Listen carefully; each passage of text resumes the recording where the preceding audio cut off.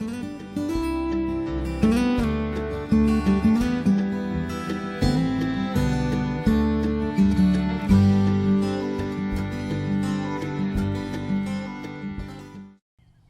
hello everyone and welcome to another very exciting episode here on the MIgardener channel. I'm so glad to get to bring another complete growing guide to you.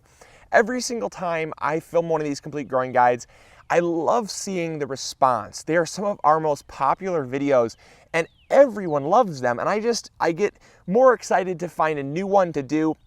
And as I was looking through the list, I was thinking, you know, what have I not done yet? So I got a nice three-parter for you.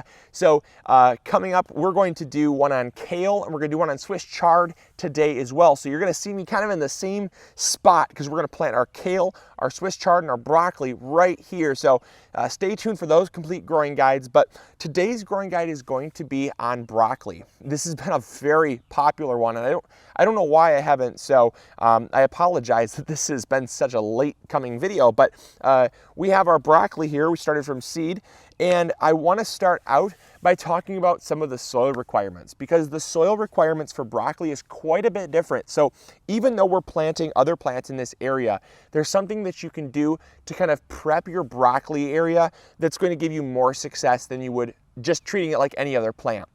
And that is that broccoli is very prone to what's called clubroot, and it's actually a disease that can be prevented by compacted soil.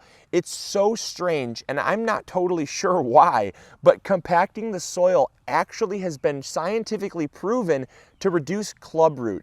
And clubroot is basically just, it's a disease that basically attacks the root system of the broccoli, and it kind of just makes it really gnarly, and they can't uptake water and nutrients as well as they could. And so the name kind of speaks for itself. And that's one of the biggest problems that plagues broccoli. They don't get attacked by pests all that much.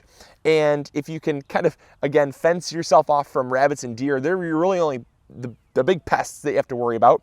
But you know, they don't get cabbage moths very much. They'll go for your Swiss chard and they'll go for your cabbage and stuff before they go for the broccoli. So if you can get rid of clubroot, you pretty much are guaranteed to get broccoli, which is kind of nice as a gardener. I like knowing that, because man, there's a lot of problems in the garden. So what we're gonna do is coming in close, I'm gonna show you kind of how I pack down the soil to prevent the clubroot. And then we're gonna talk about some of the other basics, which are really simple. I mean, you're gonna be impressed how easy it is. All right, so I'm gonna plant the broccoli right here in this little strip. I got 3 plants. That's just enough for this space. It's perfect. What I wanna do is I wanna remove just about, I'd say, 2 or 3 inches of soil here. What you wanna do is you wanna prep the root zone, which should be, because it's early spring, it should be fairly damp still. And you wanna plant in the early spring, which we're gonna talk about.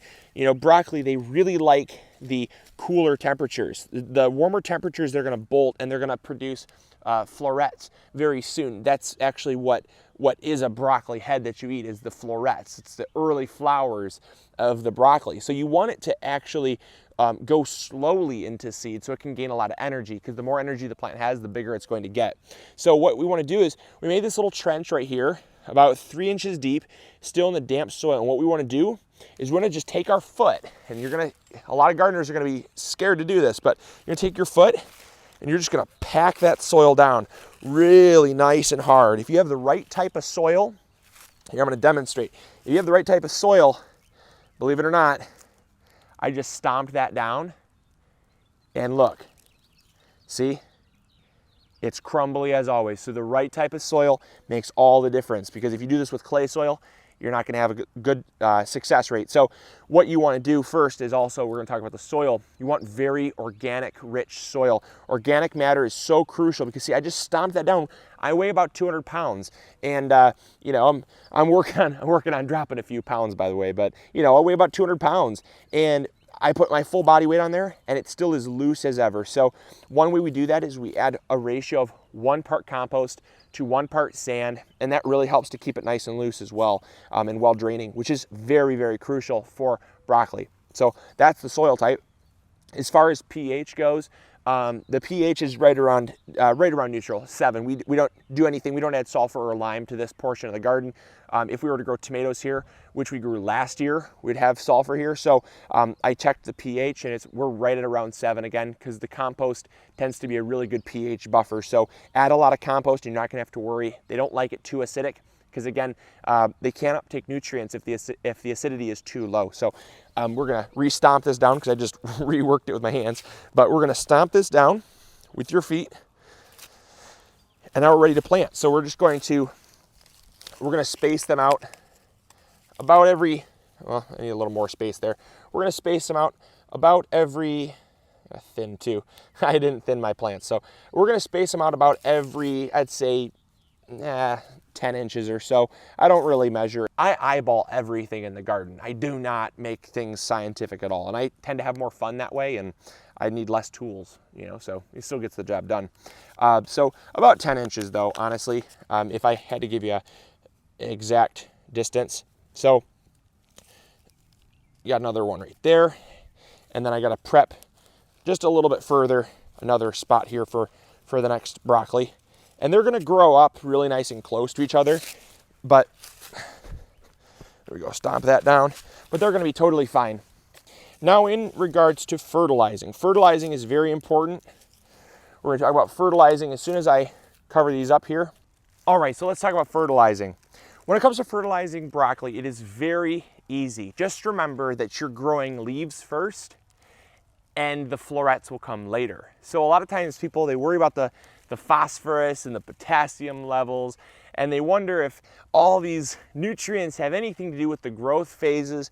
Just grow it for leaves. So if you are growing spinach, if you're growing, and that's why we're growing kale and Swiss chard here, because we've done the same fertilizing regimen for all of our plants. High nitrogen, high nitrogen. We take trifecta and we just trifecta the daylights out of this. And that's gonna give you an even balance of your phosphorus and potassium as well, because like I always say, you can't ignore the fact that they do need phosphorus and potassium, but just focus on getting nitrogen in there and the plants will do the rest. The plants uptake a lot of nitrogen because they are primarily seen as a leaf crop, believe it or not. Broccoli, you're growing massive leaves, and then as the plant begins to enter the going to seed phase, the bolting phase, that's when it produces the head that you harvest. But it's not like tomatoes that you actually have to produce fruit, because broccoli is not seen as a fruit. So it's not like peppers that produces a fruit. It's not like pumpkins that produce a fruit. It's like broccoli that produces leaves and then just goes to flower. So again, I will stress, simply make sure you get the nitrogen in the soil. Make sure there's good compost, good organic matter, and a good nitrogen-rich fertilizer, and you're gonna be totally fine with massive broccoli heads. So there you go, that's the fertilizing aspect. Now when it comes to sunlight and temperature, as we touched on, early spring is key. You do not want high, hot temperatures because of the fact that that's gonna cause your broccoli to bolt early. So I like to plant mine out as soon as the risk of frost is over. It is almost that time. However, we won't be back to this garden in a while, so I just basically risked it, but don't tell anybody. You know, I would typically wait about another week because they are very, very cold tolerant. They can handle frost no problem. However, oftentimes what I've found in my experience growing broccoli is that if the plant gets stressed from a frost, it will actually bolt early as soon as the weather warms up. So even though it's a cold tolerant vegetable, I don't like to put my broccoli out before the threat of frost is over. So we're taking a gamble here, but don't do it with your garden if you want successful broccoli, because of the fact that it almost always happens. So that's the temperature aspect. Now sunlight. I'm putting this in a bed that gets around 5 to 7 hours of sun. That's going to be totally fine. If you can offer them more, they're not going to be complaining, but you cannot give broccoli any less than around 4 hours of sun. 4 hours of full sun too. That can't be filtered. It's got to be full, and no less than that. So anywhere between 5 and 7 hours, you're going to be a-okay, great. But again, that full sun is really important because you're growing the leaves, and the leaves are what generates the energy for the plant. So the more sunlight you can get, the more energy the plant's going to have, and the bigger your broccoli is going to be. Simple. So there you go. There is a complete growing guide on how to grow broccoli from start to finish. Hopefully you all enjoyed. I highly recommend growing broccoli. It is a delicious, delicious plant to grow right from the garden, and nothing beats it in a fresh spring salad, summer salad. And I always just have to grow a few plants. You know, it's not that expensive in the stores, but it's usually been sprayed with a lot of chemicals. And if you can grow it, why not, right? So I hope you all enjoyed. Hopefully you all learned something new, and hopefully you all are growing big or going home. This is Luke. I'll talk to you all later. Bye.